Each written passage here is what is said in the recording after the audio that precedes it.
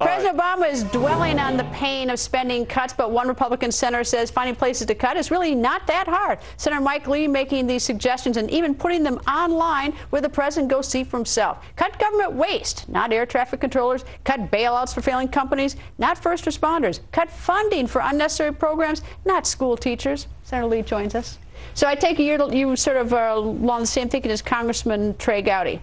Yes, he and I think a lot alike, particularly in this area. We're both of the opinion that the president shouldn't be scaring the American people, especially where it's completely unnecessary, and we can find ways to cut areas in which ordinary people won't get hurt the same way the president's threatening to hurt them. Well, see, what I don't get, we have General Bob Scales coming up. He said this is going to be a catastrophe for the Defense Department, is that nobody's bothered to audit the Defense Department. No one bothers to audit the defense contractors. We don't even know where our money's going, and everyone's crying that this horrible things are happening. Maybe it is, but I sure would like to see someone go through the budget and see exactly where our money's going. That's right, and that's exactly why it's so important, Greta, to have a budget, and that's why it's so bad that we've gone now 4 years without passing a budget. The last time we passed a budget in the United States Senate, there was no such thing as the iPad. No one had ever heard of it because it wasn't on the market. Well, you know, but I mean, I don't know if the viewers know what profound waste there is. I remember during the president's stimulus bill, we spent $20 million on signs that these were stimulus projects. $20 million on signs. So we really need signs. Couldn't people sort of figure it out if there's a lot of construction going on in the road that maybe it was stimulus money? Do we need to spend $20 million on signs?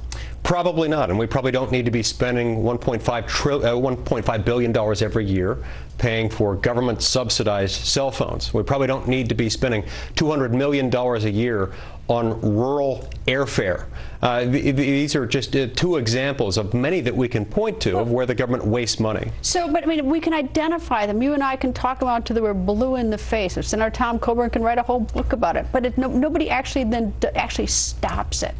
I mean, what is it going to take for someone to actually stop the waste? It takes a budget, and to pass a budget, you have to have a prolonged debate and discussion and dialogue about what our national priorities are. Do you really need a budget? I mean, the Defense Department can't just look and say, you know, that this is, you know, we've overpaid this defense contractor by $2 billion. Maybe that's a waste.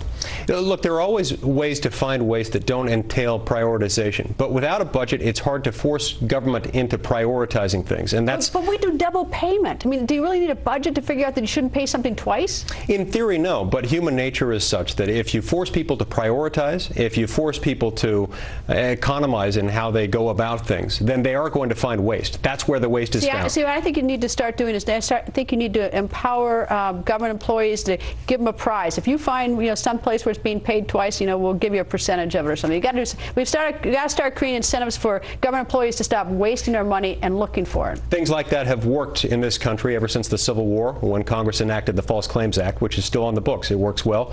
Perhaps we could expand it. Indeed. Senator, nice to see you. Thanks, sir. Thank you.